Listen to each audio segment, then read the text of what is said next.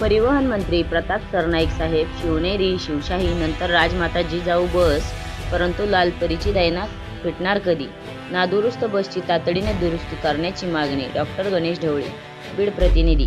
राज्याचे परिवहन मंत्री तथा एसटी महामंडळाचे अध्यक्ष प्रताप सरनाईक यांनी स्वराज्य संकल्पना प्रेरिका राजमाता जिजाऊ यांच्या स्मरणार्थ नव्या राजमाता जिजाऊ नावाच्या 3x2 आसन रचनेच्या 55 आसनी अत्याधुनिक बस खरेदी करण्याचे आदेश दिले आहेत. एसटी महामंडळाने यापूर्वी शिवनेरी, शिवशाही, शिवाई, यशवंती, हिरकणी अशा विविध नावांनी बससेवा सुरू केल्या आहेत. मात्र ग्रामीण व शहरी भागातील सर्वसामान्य नागरिकांची जीवनवाहिनी असलेली लालपरी आजही दुरावस्थेत असल्याचे चित्र संपूर्ण महाराष्ट्रात पाहायला मिळत आहे. अनेक ठिकाणी एसटी बसची अवस्था अतिशय खराब असून प्रवाशांना मोडकळीस आलेल्या धोकादायक बसमधून प्रवास करावा लागत आहे. याकडे परिवहन मंत्री प्रताप सरनाईक यांनी तातडीने लक्ष द्यावे, अशी मागणी सामाजिक कार्यकर्ते तथा बीड जिल्हा माहिती अधिकार कार्यकर्ता महासंघाचे मुख्य प्रचार प्रमुख डॉ. गणेश ढवळे लिंबाकर गणेशकर यांनी लेखी निवेदनाद्वारे केली आहे.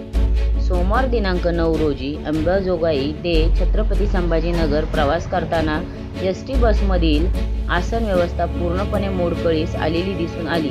याबाबत बस कर्मचाऱ्यांना विचारणा केली असता ही अवस्था अनेक दिवसांपासून असल्याचे सांगण्यात आले.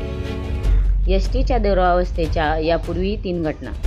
बीड जिल्ह्यात यापूर्वी 26 जुलै 2025 रोजी एसटीच्या दुरावस्थेचे दर्शन घडवणाऱ्या 3 घटना एकाच दिवशी घडल्या होत्या. त्याचे व्हिडिओ सोशल मीडियावर मोठ्या प्रमाणात व्हायरल झाले होते. पाटोदा बीड परभणी मार्गावरील बस पावसात गळत होती.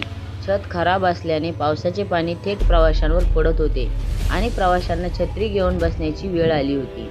नेकनूर ते मांजरसुंबा दरम्यान छत्रपती संभाजीनगर ते लातूर जाणाऱ्या MH24 AU 8335 बसचे चाक निखळून पडले होते. बसमध्ये सुमारे 60 प्रवासी होते. चालकाने प्रसंगावधान राखत बस नियंत्रणात आणल्याने मोठा अनर्थ टळला.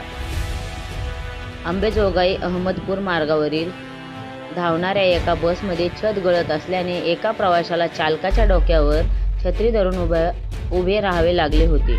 या घटनांमुळे लालपरीमधून प्रवास करणे अनेक ठिकाणी धोकादायक ठरत असून नादुरुस्त बसची तातडीने दुरुस्ती करावी, अशी मागणी डॉ. गणेश ढवळे यांनी केली आहे.